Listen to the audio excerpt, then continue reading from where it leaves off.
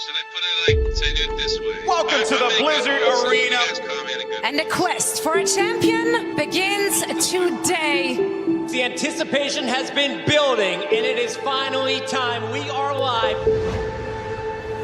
Are you ready?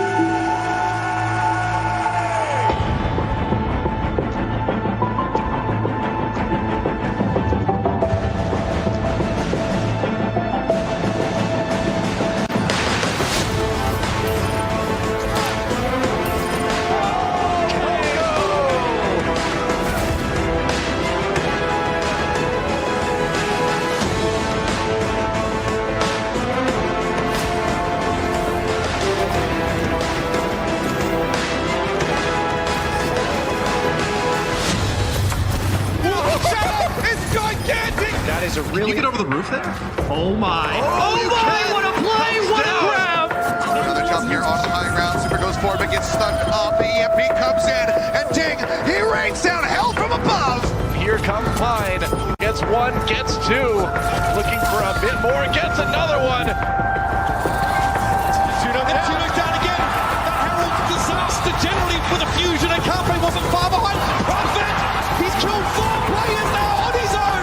From Vancouver, locks him in the sound barrier. Sound It's a huge the bomb coming in from John. Oh my God, he does it again. Flutter now moving onto the Widowmaker, taking the clutch into his own hands. The headshot, and the headshot, and the headshot.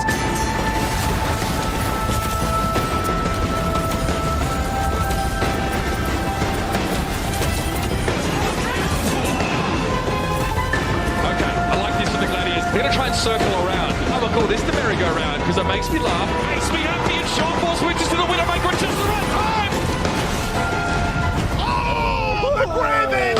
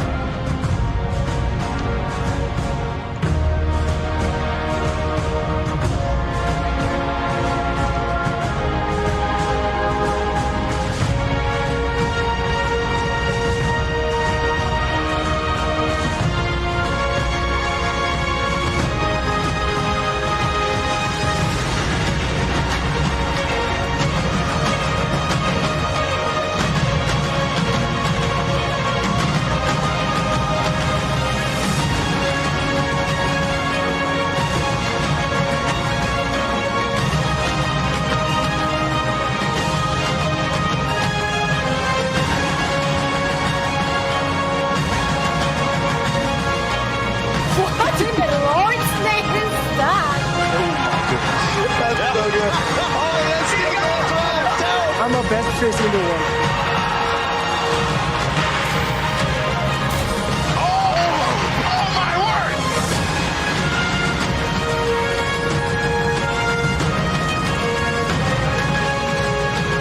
I mean, you could have told me that you spoke English, honestly.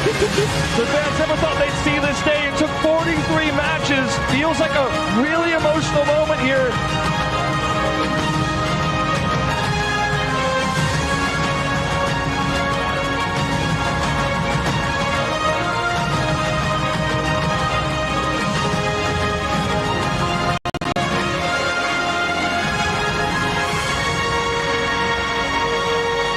Sorry.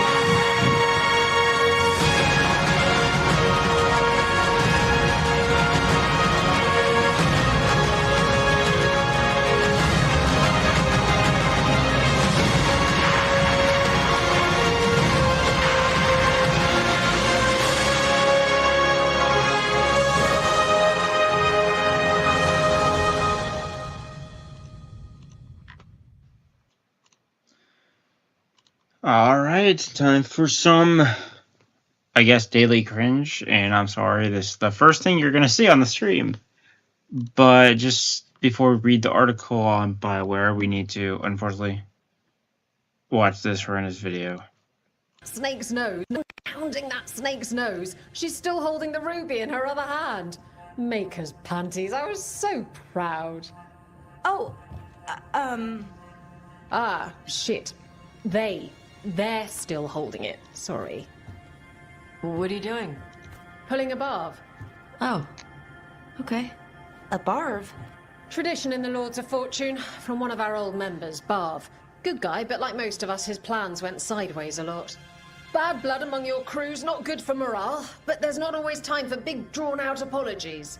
So, when one of us screws up and we know we've screwed up, we do a quick 10 to put it right. Pulling a Barv. Oh, there we go.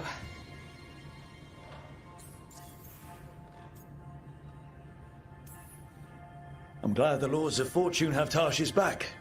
Oh, Tarsh isn't the first non-binary member of the Lords. Really? It was a little before your time, but Horlicks was one of ours. Huh.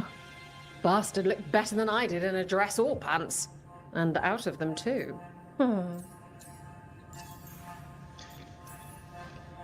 Any reason you can't just apologize? Sometimes people say, oops, sorry, and hope that fixes it. But they just want to get the whole thing over with. Trust me, I know. But pulling a barb, you sweat a little. Makes you think about it a little more. Shows the other person you mean it. What if they mean it when they say they're sorry, though? And that's the other reason. Some people mess up and get all dramatic. They make it about them. Oh, you know, I didn't mean it right. I'd never do that on purpose. They feel so bad about it that it's on everyone else to smooth it over and make them feel better. Oh, okay, yes, some people might do that. Pulling a barb puts it on the person who screwed up. They made the mess, they fix it, done. So, yeah, that's a cringe in itself. So now we have to read the article. Scrambles to remove footage. Actually, that's... Yeah, that... Yeah, that's... I was just... Okay, here we go. To put into perspective what this game is, we're biologically discriminating men and only hiring people who will parrot and embrace the ideology that the higher-ups demand. So, a new rumor alleges that BioWare is discriminating against men when it comes to hiring and is only hiring individuals that will parrot and embrace the ideology that the higher-ups demand. The rumor comes from YouTuber Demian, who allegedly his information comes from both former and current BioWare employees. Okay.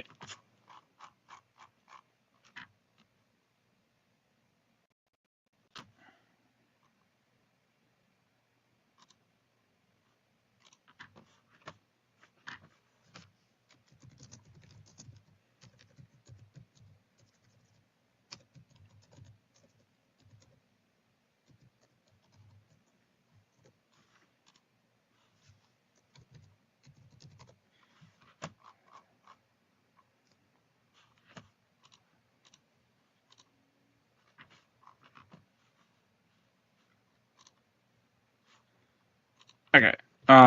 He shared that one of the employees who's currently works at BioWare informed him that the current BioWare is more woke than anyone is thinking right now.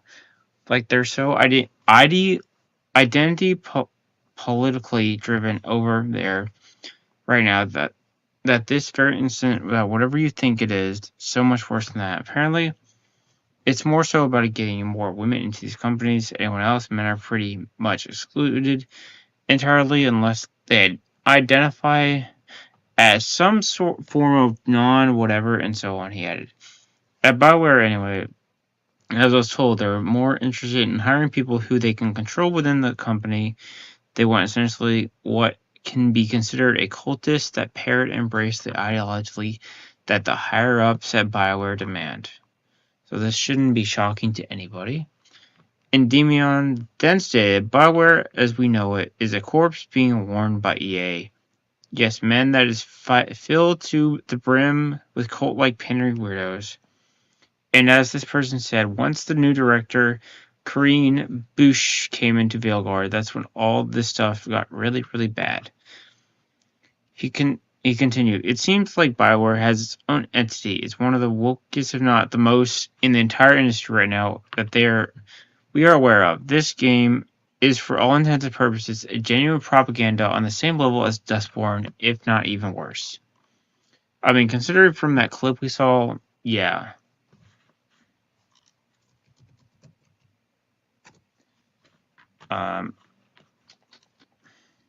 Dragon... the Veilguard. Okay, the Dragon of Veilguard latest release went on sale earlier today and has so far achieved a peak count of 41,387 players, but appears to be continuing to climb. Just to be clear, right now it is at 700, so yeah, it is climbing. That is accurate, since right now it's 70,000 all across the board. So it's not going to die quite yet, but probably is going to die fairly soon. So that's my guess. Okay, moving on. Number slightly above what Metaphor Refantasio did in its first 2 hours. The game hit a peak of 38,351 players in the first 2 hours and went on a all-time peak of 85,961 in its first weekend after release. Now let's check that one. Metaphor. That's at a peak of 85. It's 15,000 playing, 24. Not too bad. But this game is probably gonna do better than in longevity-wise. Okay. Atlas revealed Metaphor Refantasio sold 1 million copies in its first day. Yeah. Copies in its first day of launch make it the fastest-selling Atlas title. But more than Persona 5, that's pretty good. I mean, yep.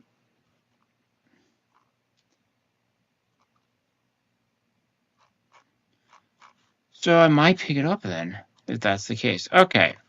Moving on to another one. Asmongold gets banned from DragonAge subreddit after coming back from getting banned for, I think, 2 weeks. Streamer Asmongold was banned from DragonAge subreddit for declaring that he's really excited for DragonAge's Veilguard. During the most recent stream, Asmongold posted to the DragonAge subreddit as a post titled, "I'm really excited for DragonAge Veilguard," based on a screenshot from his stream posted on X by I'm Binary Mind. Asmongold wrote in the body of his post, "It's my first DragonAge game, and I'm really excited what all the hype is about." I can't.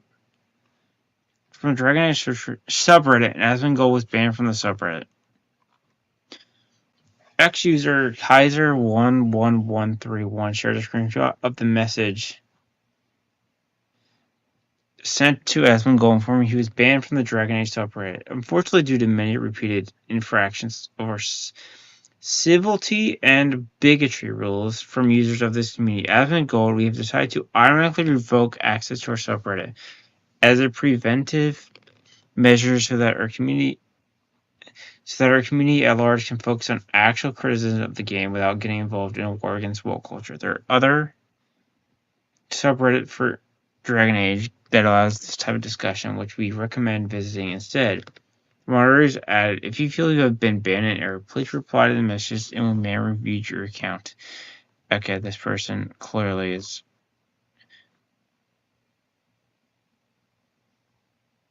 you're a Christian and oh, you hate Christian and Judaism. Okay, that makes sense. Asmongold previously trashed recognized Veilguard, claiming it looks to be like a mobile game and that it is worse than Concord. He said, "I feel like Raid Shadow Legends has like better graphical style than this game. I do really think so." Later in the video, he compared it to Concord's. I'm going to say something right now. It's going to be super controversial. This looks worse than Concord, and I don't think it's that close. This is actually worse than Concord. I don't see how anybody can look at this combat and look at this gameplay and think it's anything more than garbage. As Gold declared, this is some of the worst gameplay I've ever seen, and I don't even understand how this happened. I want to say again, I don't care about the story. I don't care about these interactions between the characters. This isn't what's important to me. What's important to me is the vibe of the game and the way it plays.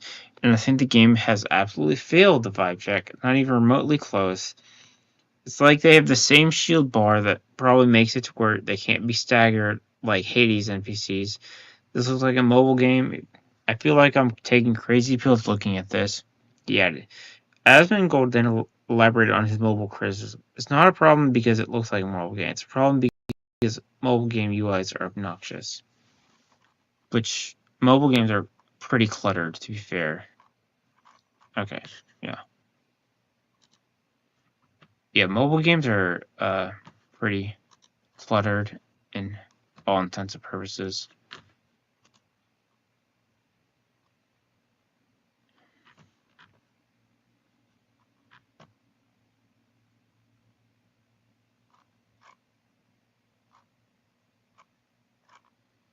So, yeah.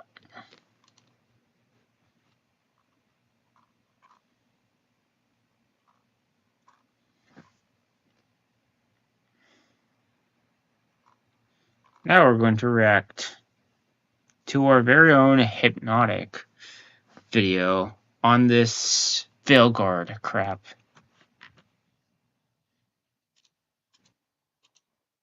I don't care.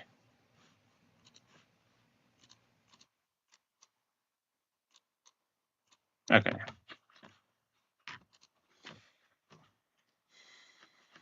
Oh, wait. Okay. Yeah, okay, so. Oh, I did share the tab. Did I? No? Okay, there we go. My bad. I am somewhat retarded. But we're gonna react to this, then maybe another video.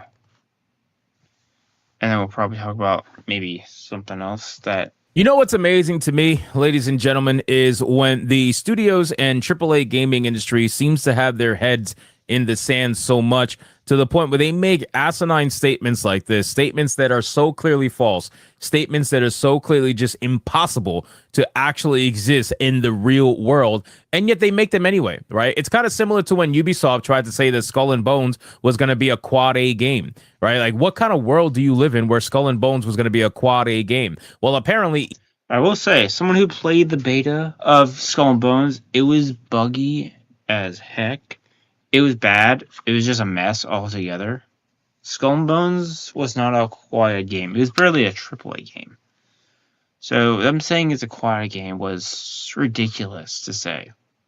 EA CEO Andrew Wilson is in the same boat as Ubisoft because Wilson claims that DragonAge the Veilguard has breakout potential in remarks that sound similar to Ubisoft CEO regarding Star Wars Outlaws. You sit on a throne of lies. Yeah, Star Wars Outlaws was horrendous. Let's see. Are they on Steam? Star.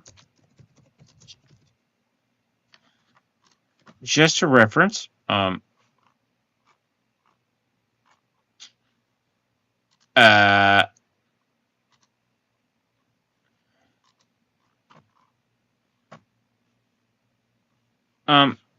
not good.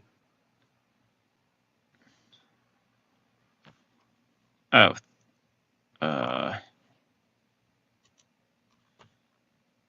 it looks like no one's playing it.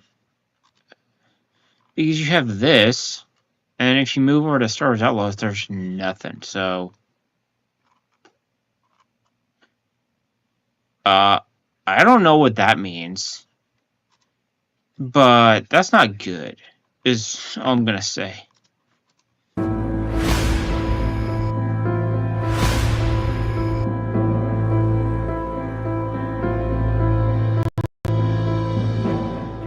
Now, again, ladies and gentlemen, Well, that's the first time I've seen that intro. Because last time I watched it was the old intro. I feel like you have to have your head in the sand in order for you to make a statement like this. There's no way in hell that you believe a game that has a Kunari that looks like this is going to have That looked horrendous. breakout potential. There's no way in hell, with all the drama going around the game and the controversy, that you think this game is going to have breakout potential. Let's be real here. This game is going to sell, okay? It is going to sell. Doesn't mean it's going to sell well, but it is going to sell. And this game also, in terms of making its money back, there is no way in hell. This game was in development for 10 years.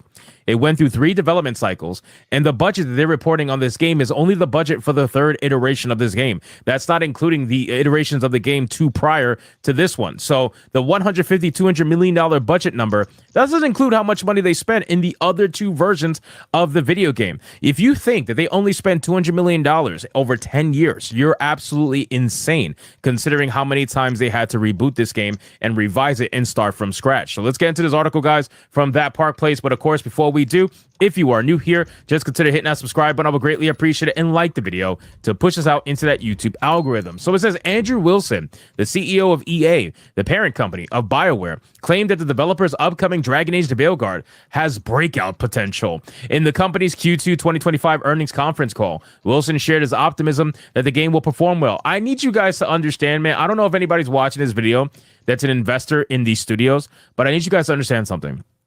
If you're going to invest in these studios, you really should start studying the culture around gaming and the studios itself. There's no way in fucking hell that you're going to be on this earnings call and this man is telling you that this is going to be a breakout hit, and you truly believe that if you knew the culture around games right now and you knew what you were looking at right before your eyes. There's no way in hell that you believe that, right? There can't be. There's no way. And again, I really want people to at least have an understanding of where gamers are at and then where their studios are at, and then make their decision from there whether or not they want to invest in these studios. But I think it's asinine to hear this man talk like this on an earnings call and blow-face fucking lie, right? This man is lying through his teeth. If anybody thinks that Veilguard is going to be anything like Inquisition selling 12 million copies, you're out of your freaking mind.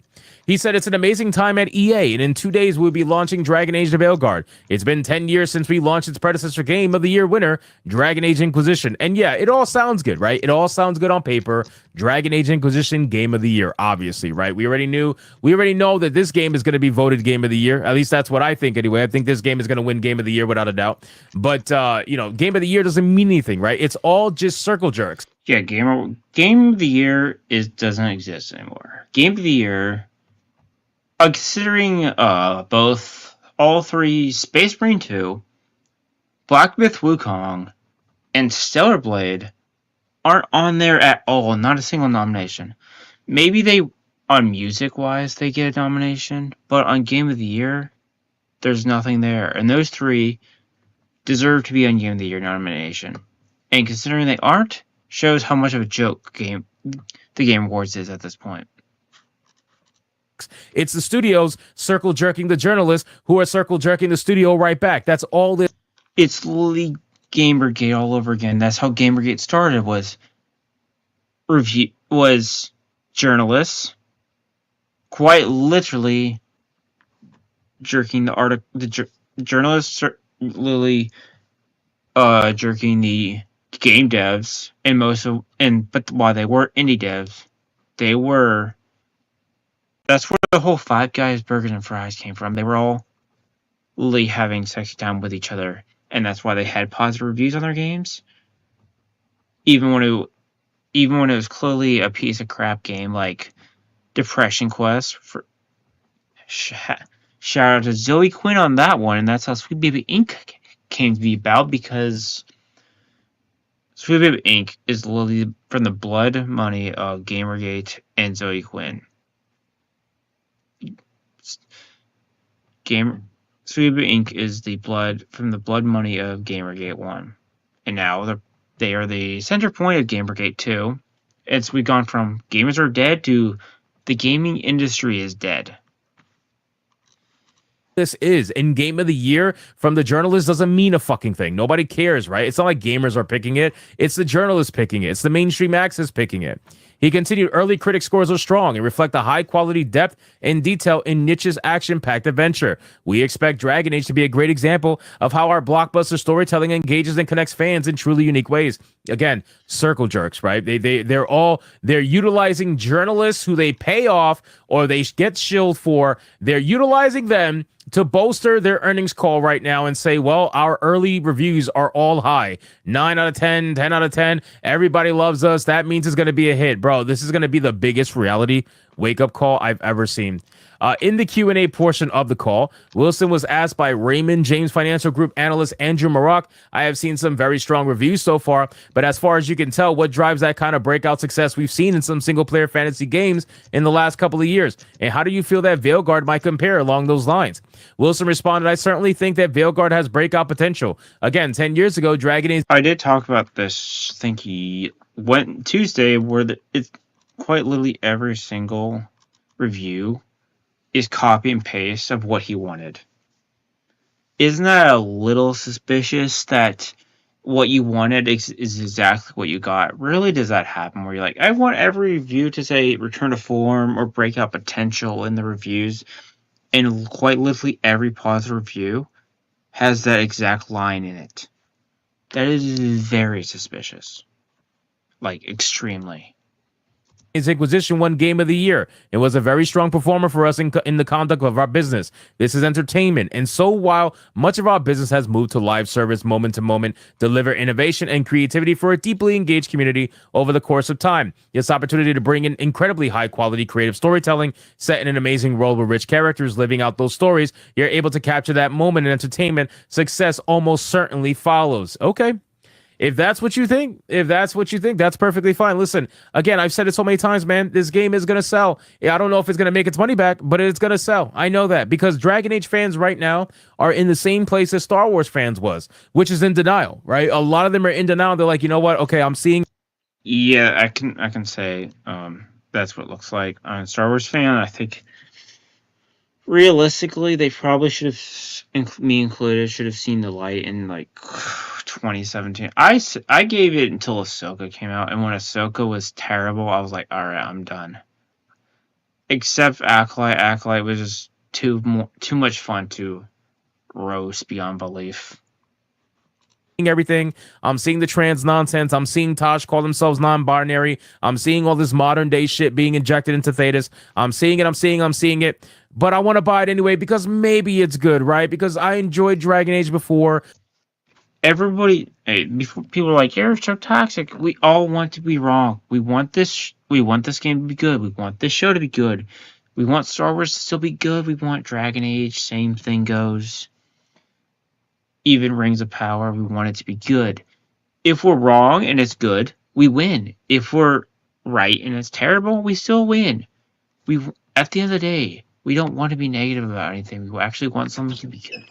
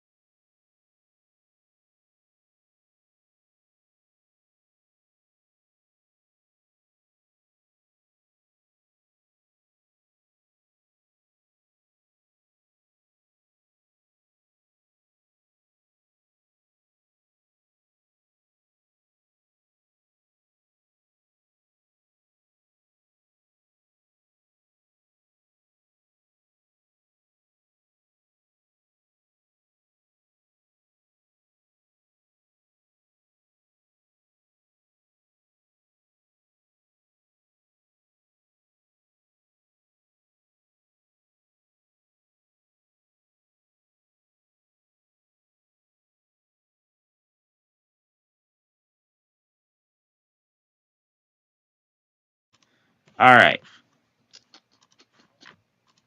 1, 2, and 3. I enjoyed Origins. I enjoyed 2. I enjoyed Inquisition. Maybe this will be good, even though I see everything with my eyes and I see how bad and the patterns and everything. Maybe it's going to be good. That is what they're thinking. That's what Dragon Age fans are thinking right now, and they need a wake-up call. They need to log into the game, and they need to see Tash tell them that they are non-binary and they need to respect their pronouns. The moment they see that, that's going to wake up a lot of normies that are buying this game hoping that everything they're hearing. This is why I say this is going to be the Acolyte for Dragon Age, is because you're going to have all the normies, all the people who are still believing that Dragon Age is going to be good.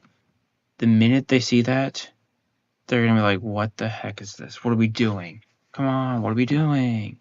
It's going to be the same for Acolyte. Acolyte was the wake-up call for people who still believe Star Wars had a chance. And all the normies are like, what is this show? This is bad. Where the Dragon Age is going to be the same thing. And everything they're seeing is not true. There is a lot of people like that right now.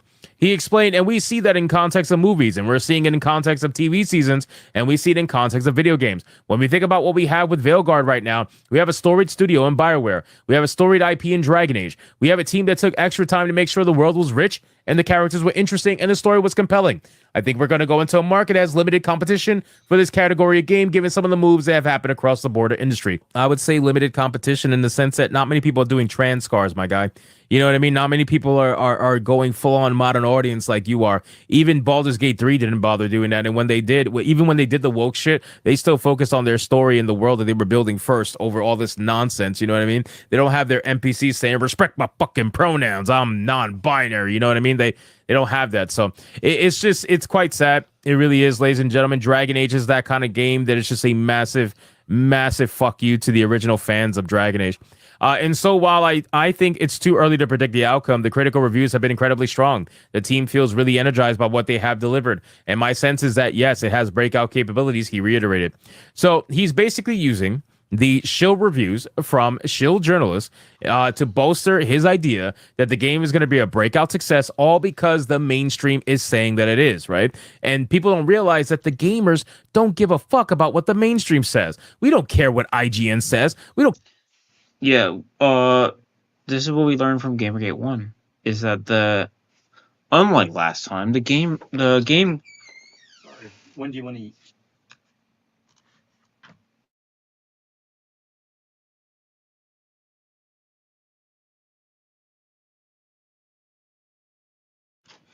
Right, where the game journals don't have the power they once did 10 years ago, which they're learning this now. Don't care what Kotaku says. You think we utilize them for their reviews? You're out of your mind. We utilize them for memes. We make fun of them. We joke. I mean, I only use the IGN for their game trailers and their movie trailers and their TV show trailers. I've never, maybe like once or twice when I was looking at a game back like maybe 7 years ago, when they actually had, like, it was usually old games, see what their review was, and I usually go for IGN to just see what the review is, and it's usually the meme, why we call them 7 IGN 7, because all their reviews are mostly 7s.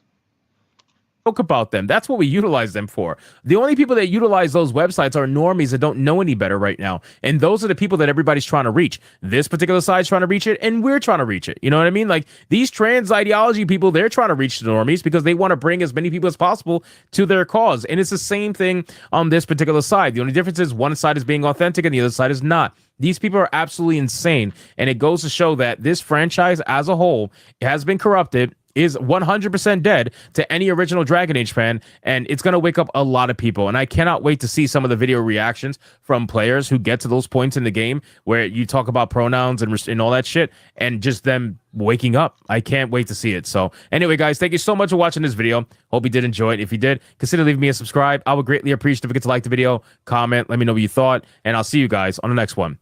Hypnotic out.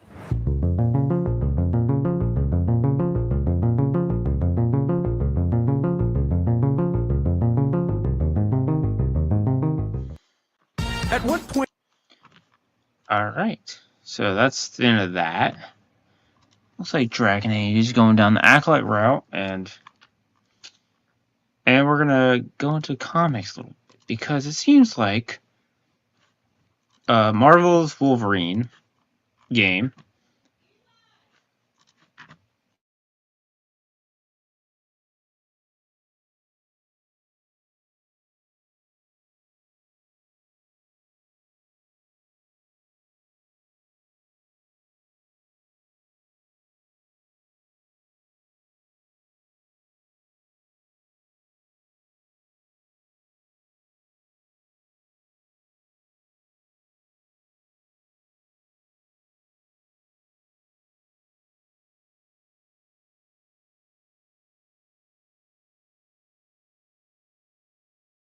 Alright, so seems like Marvel's Wolverine creative director no longer on the project due to creative decisions about the game. Starting off a little worrisome. Okay. Brian Horton, the former game director for Insomniac Games' Marvel's Wolverine, is no longer part of the project and has moved on to become a creative director for Xbox's upcoming game Perfect Dark. That also looks a little suspicious already. Okay. According to Stefan Toledo at GameFile, Horton left Marvel's Wolverine over the summer after being with the project since 2021. So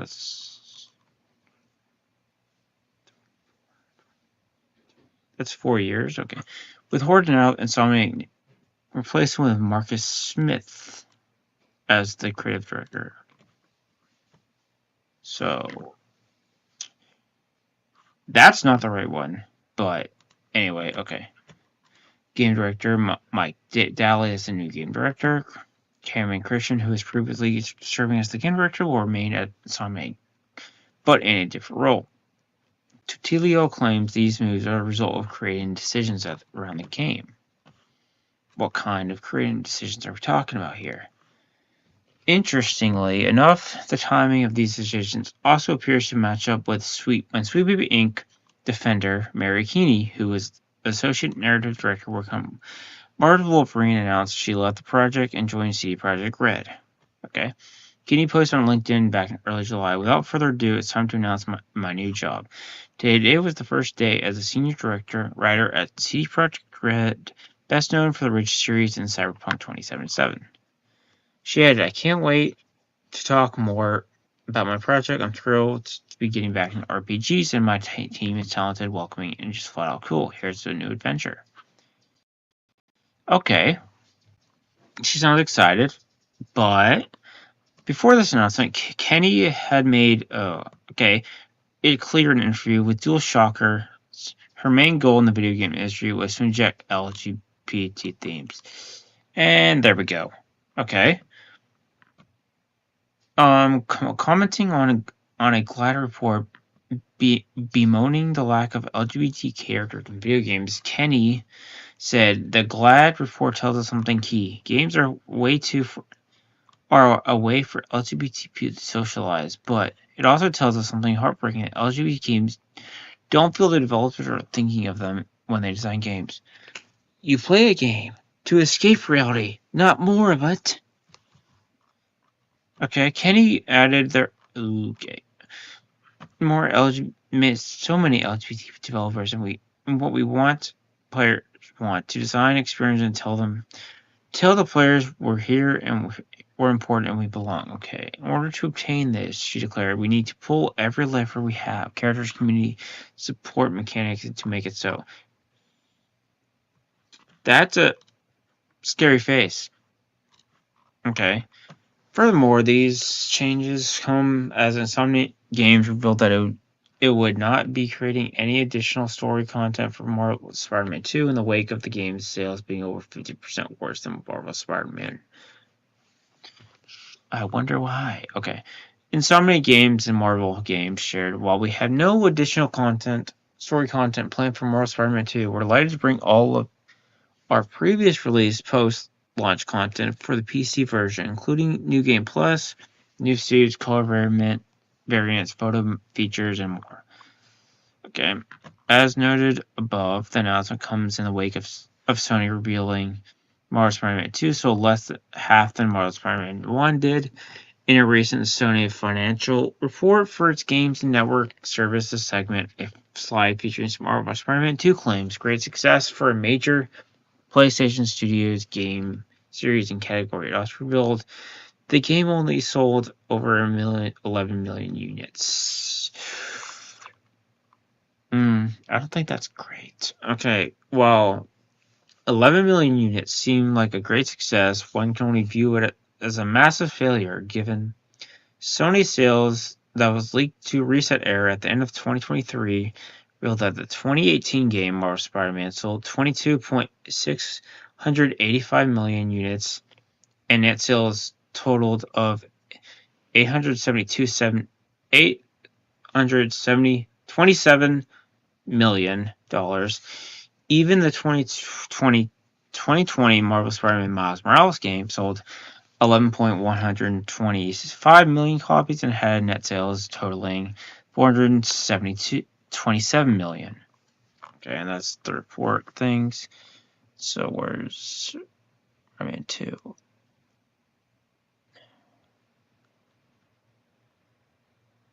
I don't think it's on there. Okay, anyway.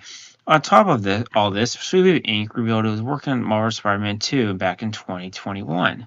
The company posted on to Twix, Whip, and also Snicked. So exciting, grateful to say we're part of the team bringing Spider-Man 2 and Wolverine to life with amazing folks in Insomniac Games. It's been truly a marvelous one. And let's just say this is before we found out anything to do with them. So, while Horton is no longer on Marvel as Wolverine, Titilla revealed that he has become a new creative director for Perfect Dark, which is being developed by the Initiative. An Xbox spokesperson told Tillio that Horton is bringing his wealth and experience to the upcoming reboot of the classic series Agent series. That might be why her jaw looks horrendous. Like, goodness. Okay, what do you think of Horton City? As long as Sweet Baby Inc. is still part of the game, it doesn't matter. Even if he left, considering he is part of this, which the goodness. If they're still part of the Wolverine game, it doesn't matter. It's still gonna be bad. Okay.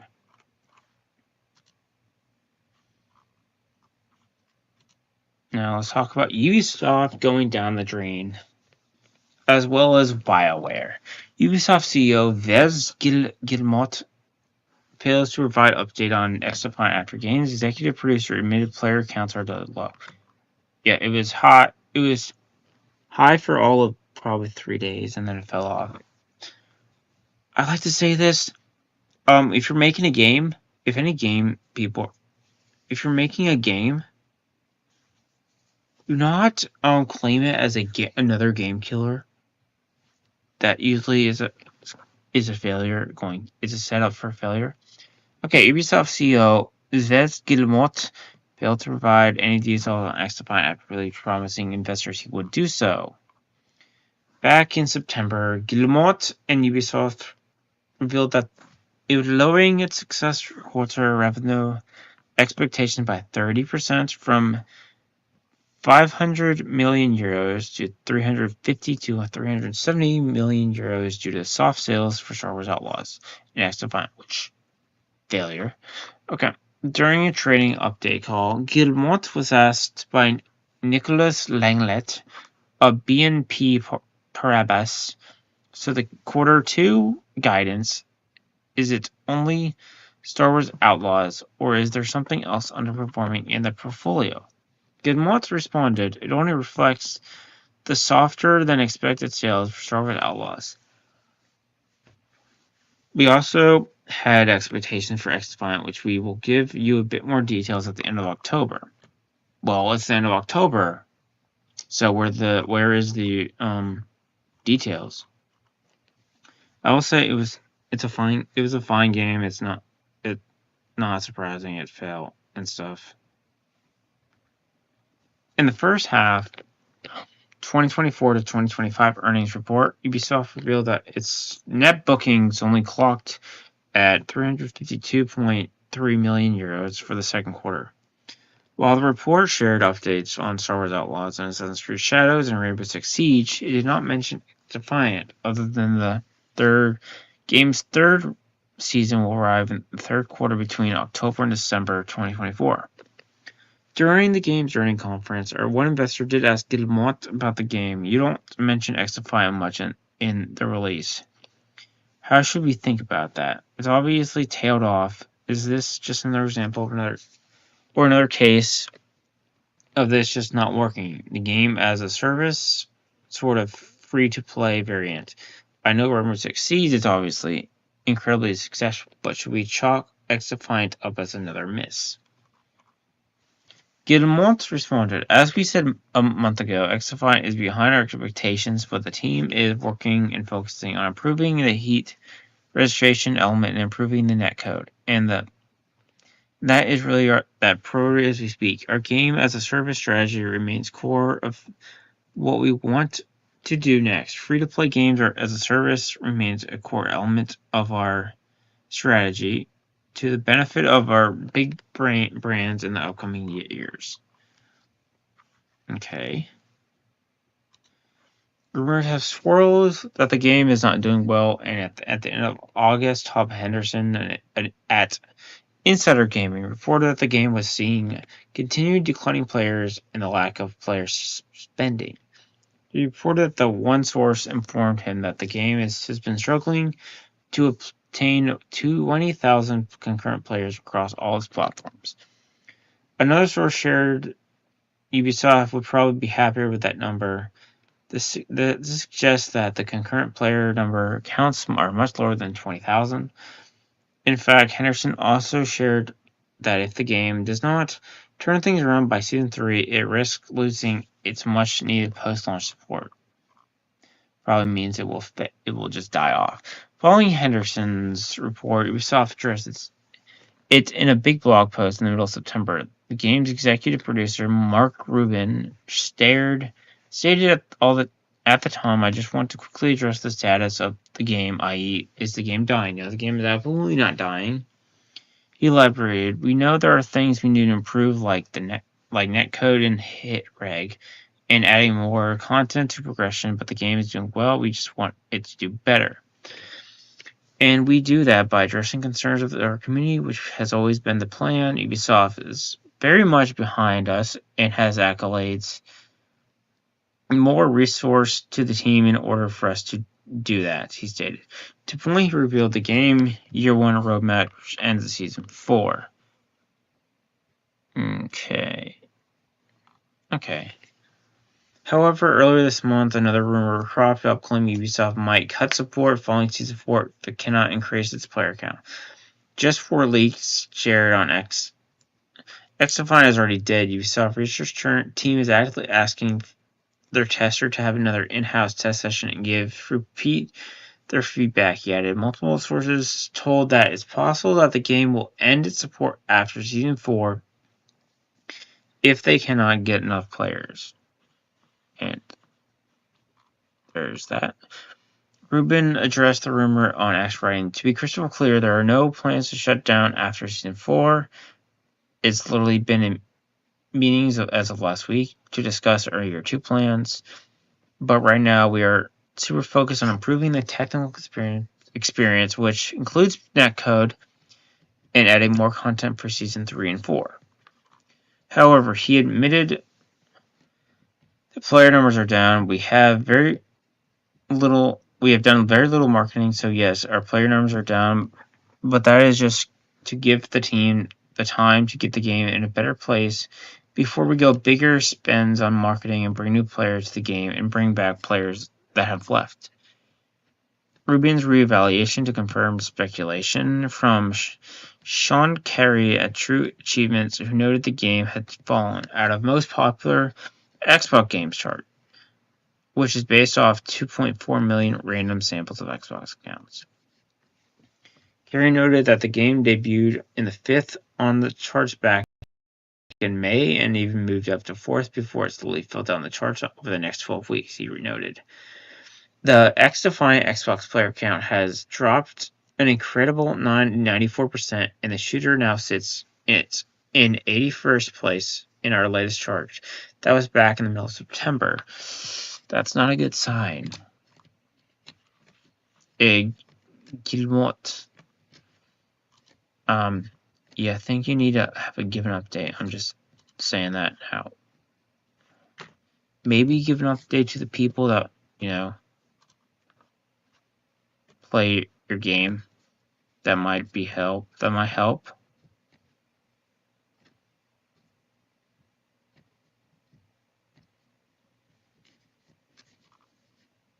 So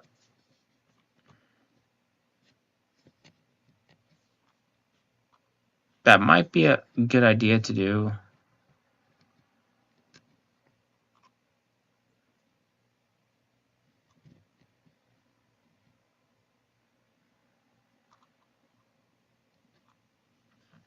But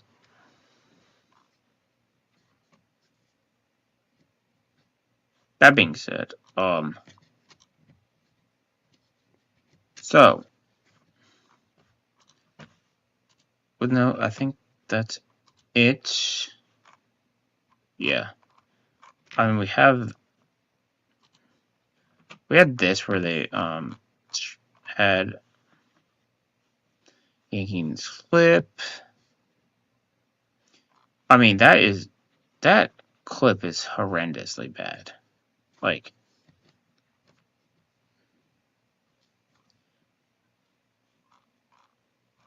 this is gonna wake up. I mean,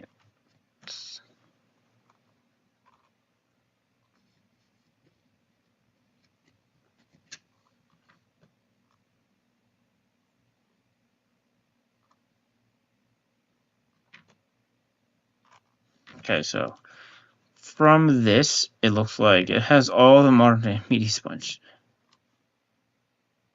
Looking characters, dialogue. It's everything and nothing at all at once. That's not a good sign.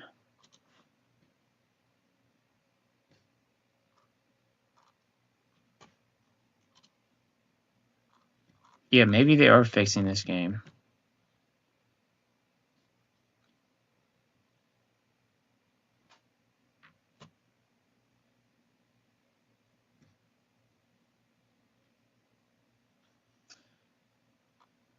Oh, well, oh, here's a comparison.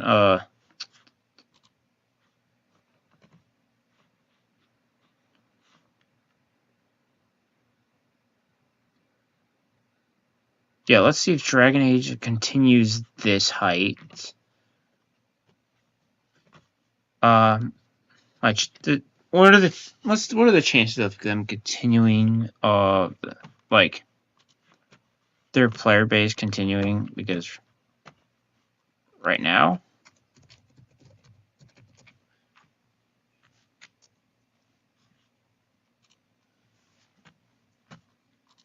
we are at 70,000. So, what are the chances that stays that way?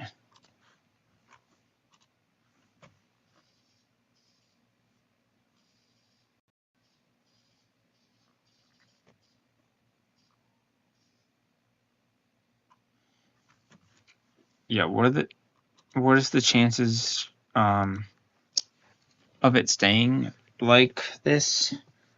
Probably not high. Actually, out of curiosity, how is Baldur's Gate 3? How is it doing? Doing pretty good. So, I mean, all time right now, players play right now is 70. They're 24-hour peak. Okay. They're pretty close. All right. Just in general. So, my thinking is after this week, it's definitely going to have a drop off because every game usually on the first week or the first few days it does fairly well, and then it falls off a cliff. What was the game that was praised a lot? I think Star Wars Outlaws was praised the first week. Assassin's Creed probably going to be the same if it ever comes out. Concord and Dustborn was a few others that were praised on the week and its release day or the first week, and then the second week it fell off a cliff. So we will see what happens with DragonAge Veilguard. Will it fail or will it maintain its right now, success, I guess you want to... I mean, success for right now. We'll see what happens, but it's propaganda. I mean, it's literally a preaching DEI HR game is basically what it is. So, alright, with that said, this is the end of the stream. I will talk to you on Monday, whether it be DragonAge, Disney, which Disney, as of yesterday, it was the probably 15th or something anniversary since George Lucas sold it to Bob Iger. So, kind of fitting for the day before Halloween. But, alright, whether it be DragonAge and their Gamergate game-related video, or something else, like, if you like the stream, if you like the content, maybe consider hit the like button.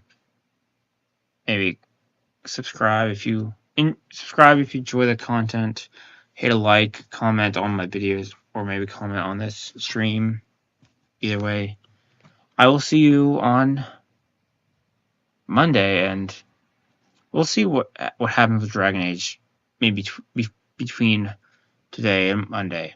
So until Monday, like, subscribe, and I will talk to you later. Bye.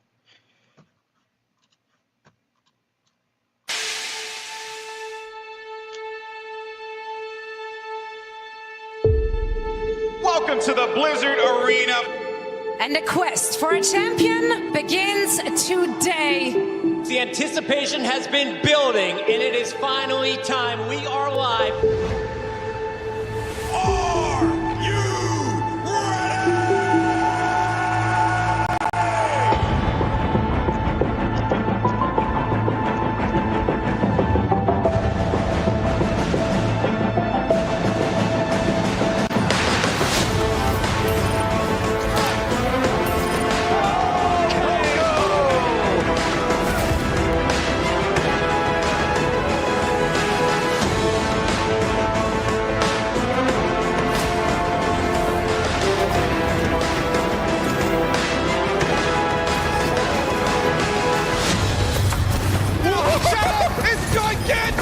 Can you get over the roof there? Oh my. Oh my, what a play, what a grab! Another jump here on the high ground. Super goes forward but gets stunned up. The EMP comes in and ding, he rains down hell from above. Here comes Pine. Gets one, gets two. Looking for a bit more, gets another one. Tuno down again. That heralds disaster generally with a fusion, and Carpe wasn't far behind. Prophet, he's killed 4 players now on his own. From Vancouver, locks him in the sound barrier. Sound the bomb coming in from John. Oh my God, he does it again. Flutter now moving onto the Widowmaker, taking the clutch into his own hands. The headshot, and the headshot, and the headshot.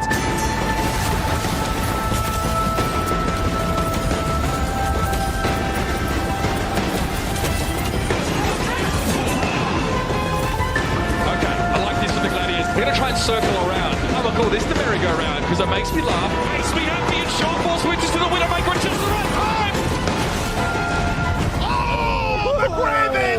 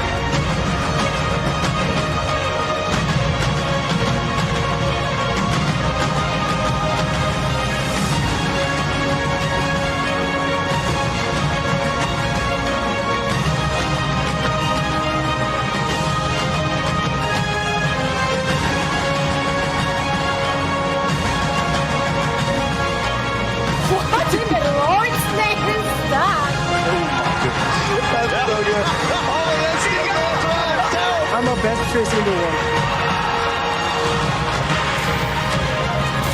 Oh my word!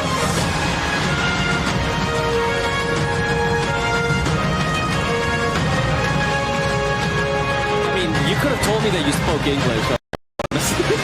The fans never thought they'd see this day. It took 43 matches. Feels like a really emotional moment here.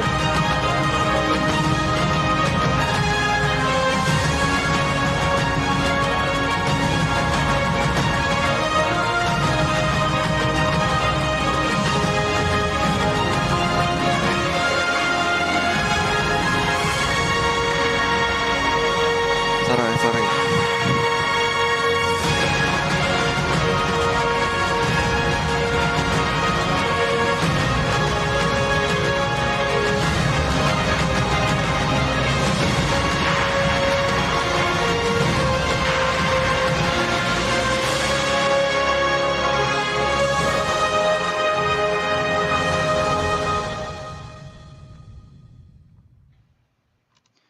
All right.